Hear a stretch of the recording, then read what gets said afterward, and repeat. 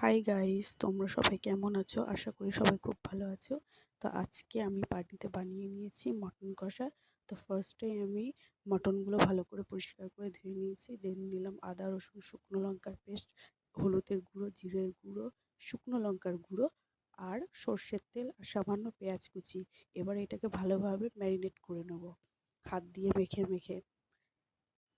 তো দেখতেই পাচ্ছ এখানে মটনটা মাখানো হয়ে গেছে। এবার কড়াই বসিয়ে দিয়েছি। কড়াই গরম হয়ে গেছে, সর্ষের তেল দেওয়া হয়ে গেছে, তেল গরম হয়ে গিয়েছে। আলুগুলোকে ছেড়ে দিয়েছি, ভালোভাবে ভেজে নিয়ে তুলে নেওয়া হচ্ছে।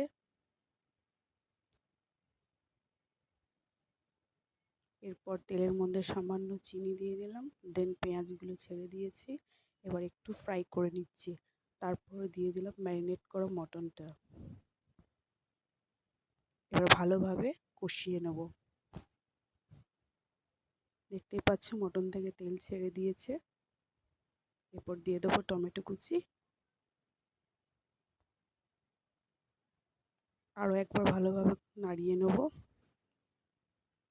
এইবার কষানো হয়ে গিয়েছে। প্রেসার কুকারে সেদ্ধ করতে দিয়ে দিয়েছি, আলুও দিয়ে দিয়েছি। এবার জল অ্যাড করে দেবো।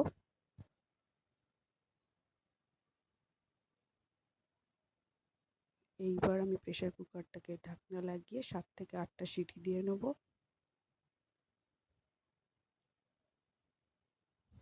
তো আমার মাটন সেদ্ধ হয়ে গেছে, দেখতেই পাচ্ছো। কড়াইয়ের মধ্যে ঢেলে দিয়েছি। আলুগুলো একটু সাইডে তুলে রেখেছি, যেহেতু আলু একটু মানে গলে যায় তার জন্য।